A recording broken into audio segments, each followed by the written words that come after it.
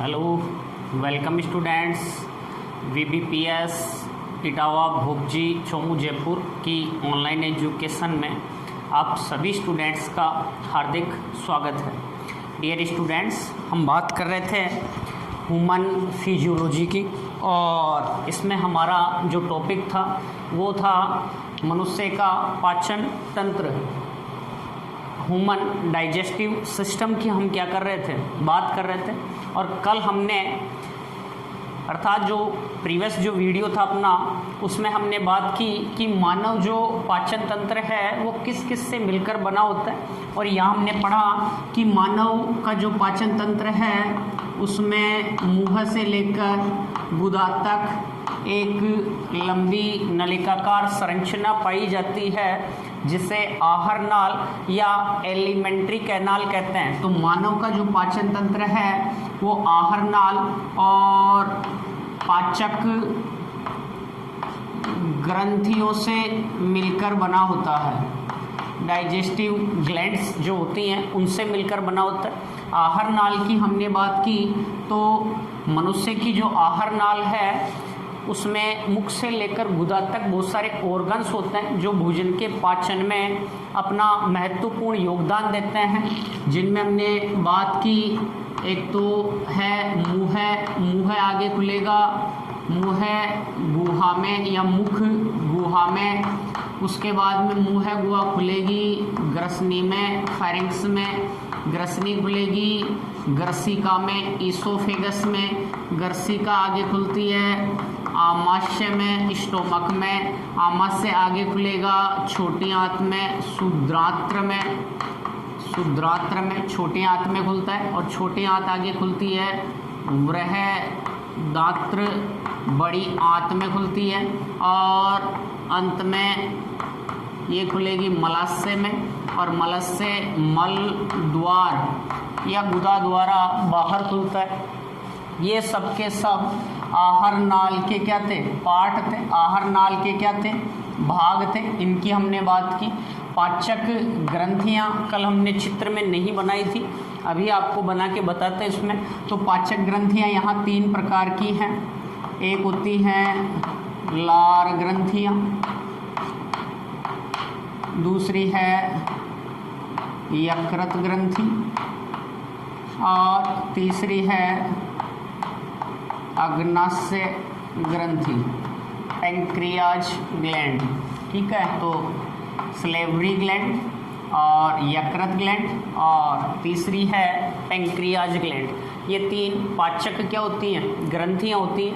एक बार फिर से हम बात करते हैं और किस प्रकार से अपना जो एलिमेंट्री जो कैनाल है, आहार नाल है, वह है उसकी जो स्ट्रक्चर है वो पाई जाती है और कौन कौन से इसमें भाग जो थे वो व्यवस्थित थे।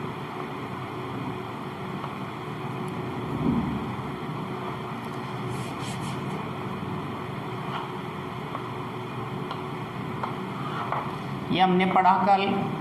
यहाँ से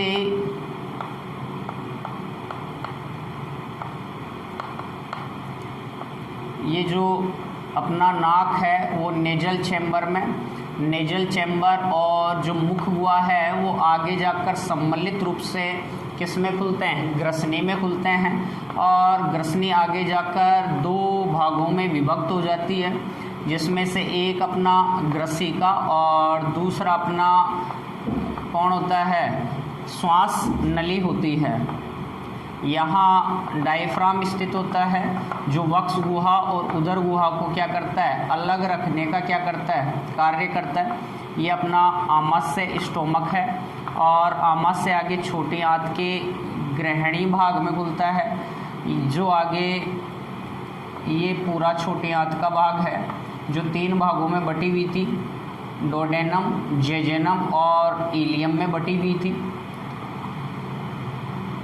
ये पूरा स्मॉल इंटेस्टाइन का भाग है। स्मॉल इंटेस्टाइन आगे खुलेगी लार्ज इंटेस्टाइन में, बड़ी आंत में, और बड़ी आंत और छोटी आंत का जो भाग होता है जहाँ से मिलती हैं उसे हमने कहा था अंधनाल या सीकम कहा था, जो आगे कोलोन में ये पूरा जो भाग है ये कोलोन है। और कोलोन आगे रेक्टम में खुलता है। किस में खुलता है? रेक्टम में खुलता है। यहाँ तक दिख रहा है क्या आपको? ये आगे किस में खुलेगा? रेक्टम में खुलेगा। क्लियर यहाँ पे? तो ये हमने कल मानव के पाचन तंत्र की क्या की थी? बात की थी। सबसे पहले मुंह जो है, माउथ जो है किस में खुल रहा है? मुख गुहा में, बक्कल केविटी में खुल रहा है। उसके बाद में हम देखें मुख गुहा आगे ग्रसनी में खुलती है। ग्रसनी के 3 भाग हैं यहाँ। पहला है नासाग्रसनी, दूसरा है मुख ग्रसनी और तीसरा है मैन जो ग्रसनी है। आगे एक तरफ ये खुल गई किसमें? श्वास नली में। एक तरफ किसमें खुल गई? ग्रसिका में। ग्रसिका लगभग 25 सेंटीमीटर लंबी नलिकाकार संरचना है जो डायफ्राम को भेदते हुए उदर गुहा में आ जाती है। उदर गुहा में आगे ये स्टोमक में खुलती है, आमाशय में खुलती है। जो टोटल पूरी जो आहार नाल है उसका सबसे चौड़ा भाग है, थैलेनुमा भाग है। आहार नाल आगे किस में खुल रही है? ग्रहणी में। ये डोडेनम है। ग्रहणी आगे छोटे आंत, छोटे आंत का दूसरा भाग है जेजेनम। उसके बाद में एलियम, जहाँ से छोटी आंत बड़ी आंत मिलती है वो भाग कहलाएगा अंधनाल। ये पूरा जो भाग है, ये वाला भाग, ये अंधनाल कहलाएगा। और यहाँ से एक अंगुली समान प्रवर्ध निकला हुआ है जिसे वर्मीफोरम अपेंडिक्स कह रहे हैं या परिसेसिका कह रहे हैं। आगे ये जो बड़ी आंत है इसका ये भाग आरोही, ये भाग अनुप्रस्थ, ये भाग क्या कहलाएगा? अवरोही। आगे जाकर ये रेक्टम मलाशय में खुलेगी। मलाशय आगे एनस या मल द्वार की सहायता से बाहर खुलता है। अब अपन ने पाचक ग्रंथियां नहीं बनाई थी कल, तो 3 पाचक ग्रंथियां यहाँ पाई जाती हैं। पहली हम बात करें लार ग्रंथियों की, तो लार ग्रंथियां 3 जोड़ी होती हैं। अधोजंब, अधोजिह्वा। पहली तो हम बात करें अधोजंब की, तो यहाँ है अधोजंब।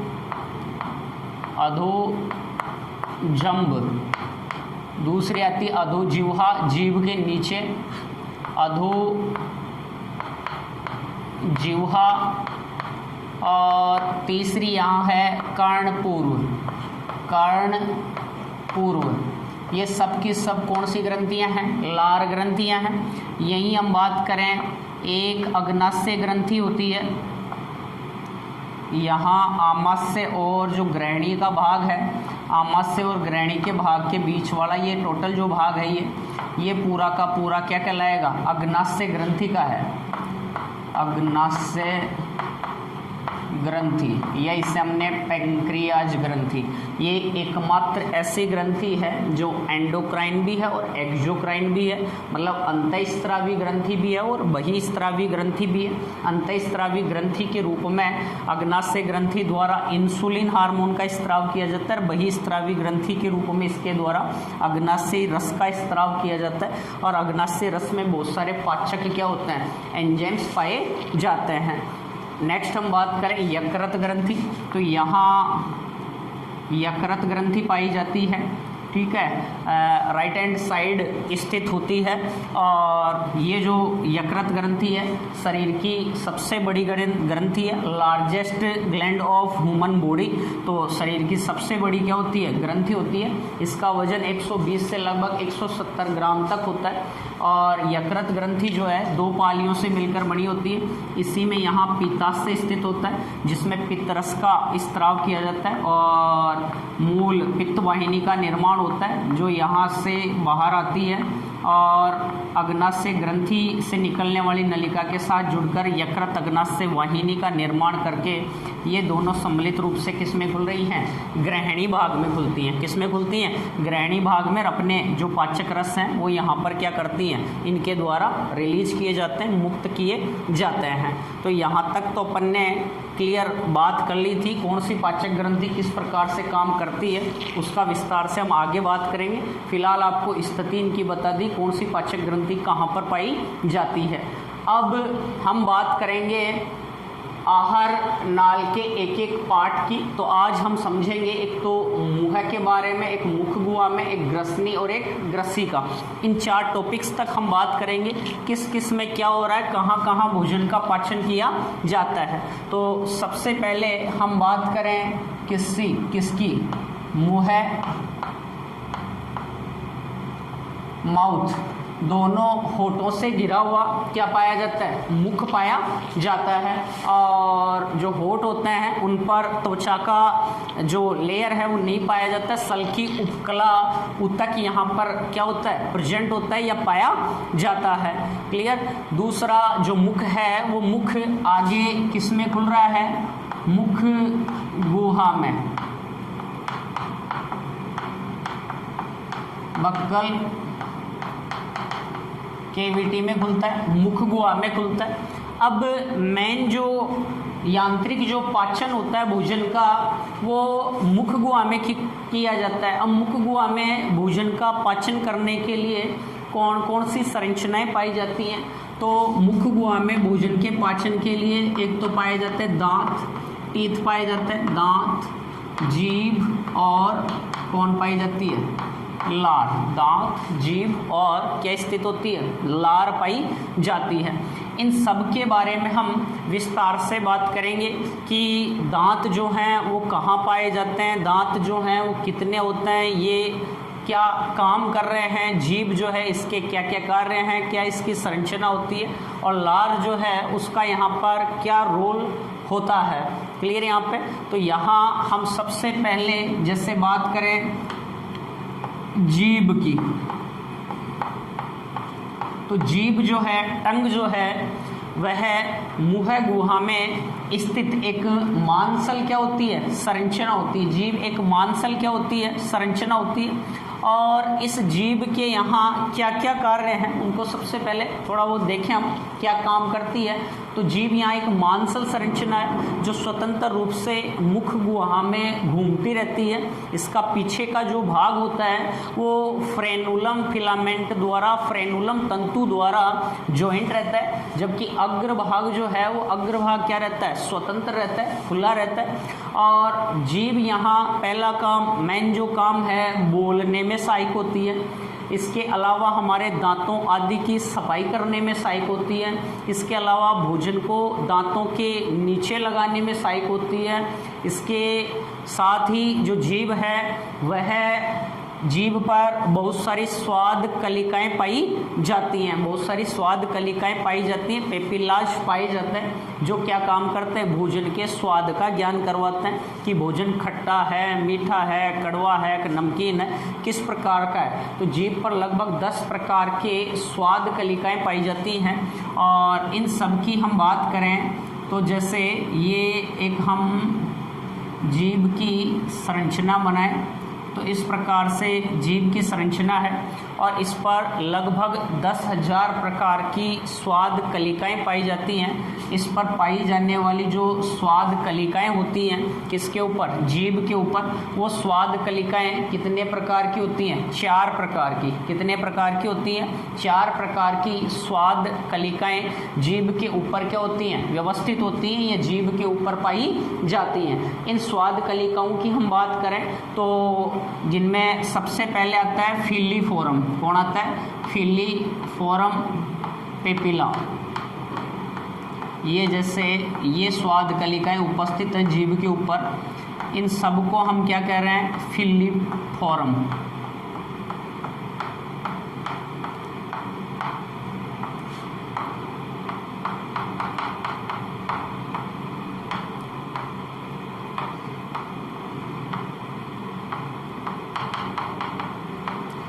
फिलीफोरम क्या व्यवस्थित है, पेपिला यहाँ पर पाए जाते हैं। ठीक है, फिलीफोरम पेपिलाज यहाँ पर पाए जाते हैं। इनकी संख्या सर्वाधिक है और सबसे अधिक मात्रा में संपूर्ण जो जीभ है उस पर लगभग फिलीफोरम जो पेपिला हैं वो क्या होते हैं, व्यवस्थित होते हैं या पाए जाते हैं। उसके बाद में हम बात करें तो दूसरे जो स्वाद कलिकाएं होती हैं वो आती हैं यहाँ, जीभ जो है इसके किनारों पर व्यवस्थित है, ये इन्हें कहेंगे हम फंजीफोरम।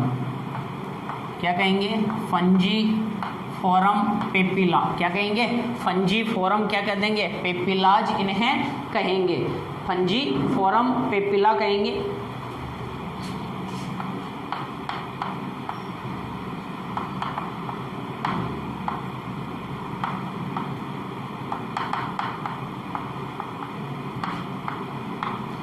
पेपिला। फंजीफोरम क्या व्यवस्थित है? पेपिला।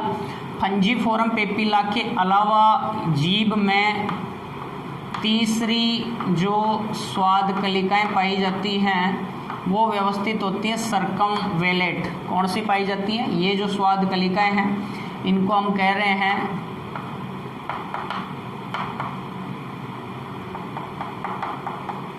सर्कमवेलेट स्वाद कलिकाएं व्यवस्थित हैं। और तीसरी यहाँ जो स्वाद कलिकाएं जीभ पर क्या होती हैं? व्यवस्थित होती हैं या पाई जाती हैं, वो क्या है? सर्कमवेलेट। और चौथी जो स्वाद कलिकाएं यहाँ उपस्थित हैं उन्हें यहाँ पर वेलिएट पेपिलाज के नाम से जान रहे हैं, या इन्हें हम कहेंगे यहाँ व्यवस्थित है, इन्हें कह रहे हैं फोलिएट, फोलिएट पेपिला।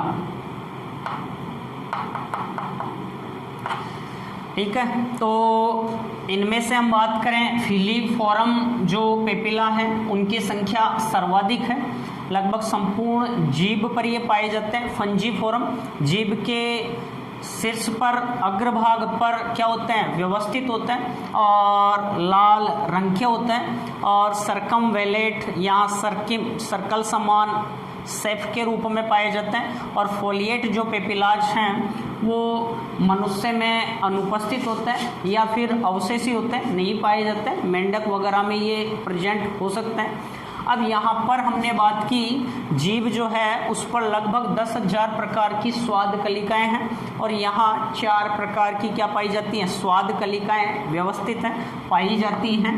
फर्स्ट की बात ये, सेकंड ये है, और 3 हमने सर्कमवेलेट और 4 हमने फोलिएट।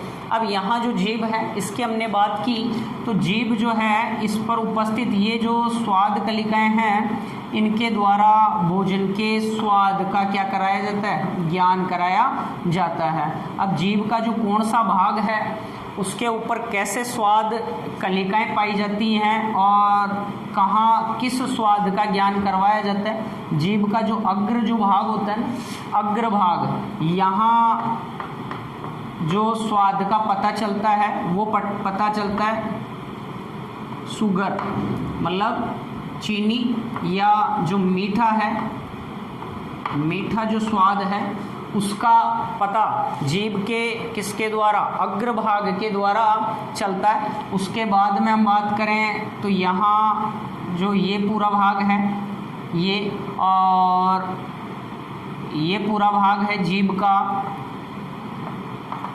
शीर्ष भाग के बाद में आगे का जो भाग है, शीर्ष के अलावा जीभ का जो भाग है ना आगे का, ये नमकीन स्वाद की जानकारी देता है, नमकीन। और साइड वाला जो पार्ट है ये इसके द्वारा भोजन खट्टा है, मीठा है, कैसा है। और अंतिम जो भाग है ये कड़वा स्वाद के, यहाँ स्वाद कलिकाएं पाई जाती हैं जो कड़वेपन का क्या करवाती हैं? एहसास करवाती हैं। तो इस प्रकार से हमने बात की, तो जीभ जो थी उस पर अलग अलग प्रकार की क्या प्रेजेंट हैं? स्वाद कलिकाएं यहाँ पाई जाती हैं और ये सब भोजन के स्वाद का क्या करती हैं? पता लगाने में सहायक है। इसके अलावा हमने पढ़ा जीभ बोलने में सहायक है, जीभ भोजन को मुख गुहा में इधर उधर घुमाने में सहायक है, और दांत जो होते हैं उनके नीचे भोजन को लगाने का जो काम है वो भी किसके द्वारा किया जाता है? जीभ के द्वारा किया जाता है। कभी कभी खाना खाते समय जो जीभ है वो दांतों के कहाँ आ जाती है? नीचे आ जाती है। तो वास्तव में उस समय जो जीभ है वो भोजन को दांतों के क्या कर रही थी? नीचे लगाने का काम कर रही थी, ताकि भोजन के जो बड़े अणु हैं उनको छोटे छोटे अणुओं में क्या किया जा सके? तोड़ा जा सके, छोटे छोटे टुकड़ों में क्या किया जा सके? तोड़ा जा सके। तो खाना खाते समय बातचीत वगैरह नहीं करना चाहिए, तो जीभ के कटने का आदि का खतरा रहता है। इसके अलावा भोजन जो है वो कभी कभी श्वास नली में फंसने की भी संभावना रहती है, तो एक समय में एक ही इसके द्वारा क्या किया जाएगा? कार्य किया जा रहा है, तो उसको बाधित हमें नहीं करना चाहिए।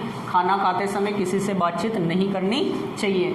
तो यहाँ ये सभी जो कार्य थे वो जीभ के क्या हुए, कार्य हुए। जीभ किस प्रकार से क्या कर रही है, कार्य कर रही है। जीभ के पीछे का जो सिरा है उस पर अवला का क्या हो जाता है, निर्माण हो जाता है, जो भोजन निगलते समय भोजन को ग्रसिका में भेजने में क्या होता है, सहायक होता है।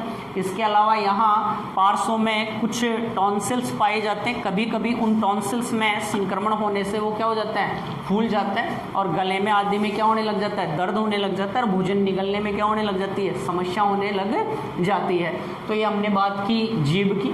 उसके बाद में हम बात करेंगे दांत की। किसकी बात करेंगे, दांतों की। इसका स्क्रीनशॉट ले लेना एक बार आप। जीभ कंप्लीट यहाँ पे। नेक्स्ट हम देखें दांत। इनको मिटा देता हूँ एक बार में।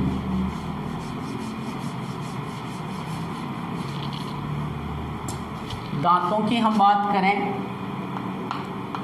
तो मनुष्य जो है ना, मनुष्य के जो दांत हैं वो होते हैं, एक तो है गर्त दंती, एक होते हैं विषम दंती और एक है द्विबार दंती। गर्त दंती मीन्स जो दांत होता है वो जबड़ों की जो अस्थियों का गर्त होता है उसमें क्या होता है, धसे हुए होता है। विषम दंती का मतलब है कि जो हमारे में दांत हैं वो सभी दांत समान नहीं हैं। सभी दांत क्या होते हैं, अलग अलग प्रकार के होते हैं जिनके द्वारा अलग अलग कार्य किए जाते हैं। द्विबार दंती का मतलब है मनुष्य के जीवन में जो दांत हैं वो कितनी बार उगते हैं, 2 बार उगते हैं। प्रथम बार उगने वाले जो दांत हैं जिन्हें हम दूध के दांत या क्या कहेंगे, अस्थायी दांत कहते हैं। लगभग 7-8 वर्ष की उम्र में जो दांत टूट जाते हैं उनके बाद में जो नए दांत आते हैं उन्हें हम स्थायी परमानेंट क्या कहते हैं, टीथ कहते हैं। दूध के दांतों की जो संख्या है वो 20 होती है और स्थायी जो दांत होते हैं उनकी संख्या क्या होती है, 32 होती है। दांत की स्ट्रक्चर या संरचना की बात हम बाद में करते हैं। हमने यहाँ पढ़ा जो दांत हैं वो कैसे हैं, विषम दंती हैं, अलग अलग प्रकार के हैं। मीन्स दांत जो हैं, दांत 4 प्रकार के होते हैं। दांत कितने प्रकार के होते हैं, 4 प्रकार के होते हैं। अब 4 दांतों के जो 4 प्रकार हैं वो कौन कौन से हैं, देखो। पहले प्रकार के दांत आते हैं कृतनक, इंसाइजर। दूसरे जो दांत होते हैं वो आते हैं रदनक, केनाइन। और तीसरे जो दांत होते हैं वो हैं अग्र चैवर्णक, प्री मोलर। और चौथे जो दांत होते हैं वो आते हैं चैवर्णक या मोलर। कौन से आते हैं, चैवर्णक या मोलर, ठीक है। इंसाइजर को हम आई के द्वारा दर्शाएंगे, केनाइन को हम सी के द्वारा, प्री मोलर को हम पीएम द्वारा और मोलर को हम एम के द्वारा क्या करेंगे, प्रदर्शित करेंगे या एम के द्वारा दर्शाने का क्या करेंगे, कार्य करेंगे। यहाँ हम बात करेंगे दंत सूत्र पढ़ेंगे। जो दांत हैं वो दांत का जो दंत सूत्र है वो देखेंगे। उस दंत सूत्र के द्वारा दांतों की संख्या का पता चलता है, दांतों की व्यवस्था का क्या चलता है, पता चलता है। किसके द्वारा, दंत सूत्र के द्वारा। तो सबसे पहले तो हम जैसे जबड़ा जो है उसका चित्र बना के देखें तो जो दांत हैं वो किस प्रकार से क्या होते हैं, व्यवस्थित होते हैं। देखो हमारे में 2 जबड़े उपस्थित हैं, एक ऊपरी जबड़ा और एक होता है निचला जबड़ा। ये ऊपर का जबड़ा है, ये नीचे का जबड़ा है। और इन दोनों में जो दांत हैं वो किस में लगे हुए हैं, जो अस्थियों का गर्त पाया जाता है उसके अंदर दांत क्या होते हैं, व्यवस्थित होते हैं। प्रथम हम दांतों की बात करें, देखो हमारा जो शरीर है वो कैसा है, द्विपार्श्व सममित। कैसा है? द्विपार्श्व सममित, अर्थात एक काल्पनिक रेखा द्वारा शरीर को दो बराबर भागों में क्या किया जा सकता है? बांटा जा सकता है। उसी के आधार पर हम जब इनका दंत सूत्र निकालेंगे तो दंत सूत्र ऊपरी जबड़े के अर्धांश ऊपरी जबड़े के आधी तरफ के दांतों में अर्धांश में दांतों की संख्या और नीचे वाला जो जबड़ा है उसके अर्धांश में दांतों की संख्या के आधार पर क्या करेंगे? हम दंत सूत्र को क्या करेंगे? ज्ञात करेंगे। देखो यहाँ सबसे जैसे ऊपर वाले दांतों में हम बात करें तो प्रारंभ के जो ये चौड़े चौड़े दांत होते हैं, छेनी समान ये दांत जो फ्रंट से स्पष्ट रूप से क्या होते हैं? दिखाई देते हैं। ये जो दांत हैं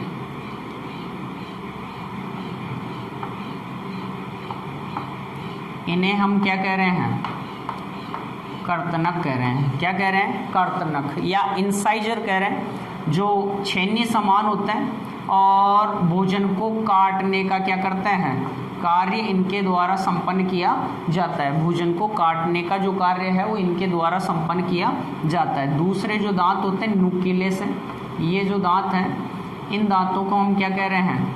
कैनाइन कह रहे हैं या रदनक कह रहे हैं। जो मांसाहारी प्राणी होते हैं उनमें ये दांत अधिक क्या होते हैं? नुकीले और अधिक क्या होते हैं? लंबे होते हैं। जबकि जो शाकाहारी होते हैं उनमें ये दांत क्या नहीं होते हैं? प्रेजेंट नहीं होते हैं। शाकाहारियों में इनके स्थान पर गैप पाया जाता है। तो यहाँ दूसरे जो दांत हैं वो कौन से हैं? कैनाइन हैं। इसके आगे के जो दांत होंगे वो कहलाएंगे प्रीमोलर। ये जो दांत हैं ये चौड़े चौड़े दांत इन्हें हम कह रहे हैं प्रीमोलर। क्या कह रहे हैं? प्रीमोलर। ये जो दांत हैं ये कहलाएंगे प्रीमोलर। और इसको ऐसे दर्शा देता हूँ मैं थोड़ा सा ताकि मोलर और प्रीमोलर में हम डिफरेंस कर सकें, क्योंकि मेरे पास कलर चौक नहीं है। ये प्रीमोलर के बाद के जो दांत होंगे वो कहलाएंगे मोलर दांत, मोलर टीथ।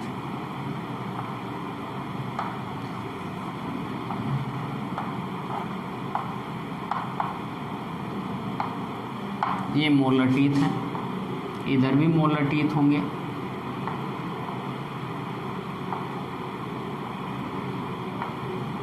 ठीक है, तो यहाँ सबसे पहले जो ये दांत थे इनको तो हमने क्या कहा है?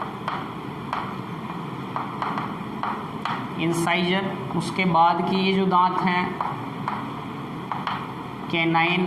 फिर जो दांत हैं वो प्रीमोलर और उसके बाद के जो दांत हैं वो मोलर। क्या कहलाते हैं? टीथ कहलाते हैं, दांत कहलाते हैं। अब हम इन्हीं से दंत सूत्र ज्ञात करते हैं। छोटे बच्चों का दंत सूत्र क्या होगा? जिनकी एज 18 तक है उनका दंत सूत्र क्या होगा? जो वयस्क हैं उनका जो दंत सूत्र है वो क्या होगा? इन सबको हम ज्ञात करें तो एक बार मैं इसको साफ कर देता हूँ इधर से। देखो, दंत सूत्र लिखने का जो फार्मूला है वो क्या है? यहाँ पे सबसे पहली चीज़ तो हम यहाँ लिखें दंत सूत्र। दंत सूत्र आप किस प्रकार से निकालोगे? दांतों का जो सूत्र है वो किस प्रकार से निकालोगे? तो ऊपरी जबड़े के अर्धांश में दांतों की संख्या, ऊपरी जबड़े के अर्धांश में दांतों की संख्या कितनी है बटे वे निचले जबड़े के अर्धांश में दांतों की संख्या गुणा 2। ये दंत सूत्र इस प्रकार से हम क्या करेंगे? लिखेंगे। ये दंत सूत्र लिखने का क्या है, फॉर्मूला है। देखो सबसे पहले हम बात करें ऊपरी जबड़े के अर्धांश में, एक तरफ अर्धांश में कितने होंगे, इंसाइजर कितने हैं, केनाइन कितने हैं, प्रीमोलर कितने हैं, मोलर कितने हैं। तो देखो सबसे पहले तो हम बात करेंगे बच्चों में, बच्चों का दंत सूत्र, छोटे जो बच्चे हैं उनका दंत सूत्र क्या होगा, ऊपरी जबड़े के अर्धांश में, उनमें एक तरफ देखो टोटल हम बात करें फ्रंट में किसकी, इंसाइजर दांतों की, तो इंसाइजर दांत 4 ऊपर और 4 नीचे। एक तरफ की बात करें तो 2 ऊपर और 2 नीचे। केनाइन की बात करें तो 1 ऊपर 1 नीचे, 1 इधर 1 इधर। और प्रीमोलर की बात करें तो 2 इधर 2 इधर, ऐसे ही 2 इधर और 2 इधर। मोलर की बात करें तो 3 इधर और 3 इधर और 3 इधर और 3 इधर। एक तरफ के अर्धांश की हम क्या करेंगे, बात करेंगे, ठीक है। यहाँ से इसको डिवाइड किया हमने और एक तरफ के अर्धांश में दांतों की संख्या लिखेंगे ऊपर वाले जबड़े में और नीचे वाले जबड़ों में। तो देखो जो छोटे बच्चे होंगे उनमें सबसे पहले हम बात करें इंसाइजर, तो इंसाइजर जो दांत हैं उनकी संख्या उनमें भी कितनी है, ऊपरी जबड़े में भी 2 है और नीचे वाले जबड़े में भी 2 है। केनाइन की बात करें तो 1 और 1। उसके बाद में हम यहाँ छोटे बच्चों में देखें तो इनमें प्री मोलर जो दांत हैं वो क्या होते हैं, एब्सेंट होते हैं। और मोलर जो दांत होते हैं, मोलर दांतों की जो संख्या होगी वो 2/2 होगी। इनटू इसको 2 से क्या कर देंगे, हम गुणा कर देंगे, मल्टीप्लाई कर देंगे। देखो कितने भी, 2 दूनी 4, यहाँ 0 है तो 4 ऊपर 2 एकम 2, 4 और 2 6, 2 दूनी 4, 6 और 4 कितने हो गए, 10 हो गए। तो यहाँ 10 दांत ऊपर और 10 दांत नीचे आ जाएंगे। टोटल हम दांतों की संख्या की बात करें तो कितने आ जाएंगे, 20 दांत आ जाएंगे। तो जो छोटे बच्चे होते हैं उनमें जो दांत हैं उनकी संख्या कितनी होगी, 20। या यहाँ पर ये पूछ सकता है जो दूध के दांत होते हैं उनका दंत सूत्र ज्ञात कीजिए। तो दूध के जो दांत होंगे उनका दंत सूत्र ये होगा। उसके अलावा हम देखें 18 वर्ष तक के बच्चों का दंत सूत्र, 18 वर्ष तक के बच्चों का दंत सूत्र हम ज्ञात करें तो इनमें भी इंसाइजर की संख्या 2/2, केनाइन की संख्या 1/1, प्री मोलर की जो संख्या होगी 2/2 और मोलर की जो संख्या होगी वो होगी 2/2। तो यहाँ इंटू 2 इसको करेंगे तो कितने आएंगे, देखो 2 दूनी 4, मतलब 4 दांत यहाँ है, 2 दूनी 4 यहाँ है, 2 एकम 2 यहाँ है और 2 दूनी 4 यहाँ है। तो 4 और 2 6, 6 और 4 10, 10 और 4 14। तो 14 दांत ऊपर और 14 दांत नीचे। इस प्रकार टोटल जो है इनमें कितने दांत होंगे, 28 दांत होंगे। अब हम बात करें वयस्क की, वयस्क का दंत सूत्र, वयस्क का दंत सूत्र की हम बात करें, देखो दिख रहा है क्या नीचे एक बार, वयस्क का दंत सूत्र हम देखें तो वयस्क का दंत सूत्र कितना होगा, इंसाइजर की बात करें तो 2 ऊपर और 2 नीचे। केनाइन की बात करें तो 1 ऊपर 1 नीचे। प्री मोलर की बात करें तो 2 ऊपर 2 नीचे। मोलर की बात करें तो अब वयस्क में 3-3 दांत आ जाएंगे, अर्थात पीछे के जो 4 दांत आएंगे, एक यहाँ, एक यहाँ, एक यहाँ, एक यहाँ, ये जो 4 दांत होते हैं इन्हें हम कहते हैं अक्लदाढ़। क्या कहते हैं, अक्लदाढ़। और ये वयस्क में आते हैं। लेकिन आजकल मनुष्य में हम देखें तो 20% व्यक्ति ऐसे हैं जिनमें अक्लदाढ़ नहीं आते हैं, अर्थात अक्लदाढ़ क्या है, अवशेषी वर्तमान समय में बहुत कम आते हैं, इसलिए ये क्या है, अवशेषी हैं। तो अब टोटल अपन दांतों की संख्या देखेंगे तो 16 ऊपर और 16 कहाँ होंगे, नीचे। इस प्रकार टोटल जो दांत होंगे वो कितने होंगे, वयस्क दांत। वयस्क मनुष्य का जो दंत सूत्र होगा वो ये होगा और वयस्क मनुष्य में दांतों की जो संख्या होगी वो कितनी होगी, 32 होगी। ये हमने दांतों की बात की। दांत जीवन में कितनी बार आ रहे हैं, 2 बार, अर्थात द्विबारदंती हैं। प्रथम बार जो दांत आते हैं उन्हें हम कहते हैं दूध के दांत, और दूध के दांतों की संख्या कितनी होती है, 20 होती है। उसके बाद में जो दांत आते हैं उन्हें कहते हैं स्थायी दांत या परमानेंट दांत, इनकी संख्या कितनी होती है, 32 होती है। और गर्त दंती हमने पढ़ा, दांत जो हैं वो जबड़ों की जो अस्थिल गर्त है उसमें क्या होते हैं, दसे हुए होते हैं। तो आज दांत की जो स्ट्रक्चर है वो नहीं हो पाएगी, कल अपन दांत की जो संरचना है उसकी बात करेंगे और किस प्रकार से जो दांत हैं वो जबड़ों में क्या होते हैं, धसे हुए होते हैं, गर्तों में धसे होते हैं, उसकी संरचना को क्या करेंगे, पढ़ेंगे। तो क्लियर यहाँ तक। धन्यवाद सभी को। जय हिंद, जय भारत।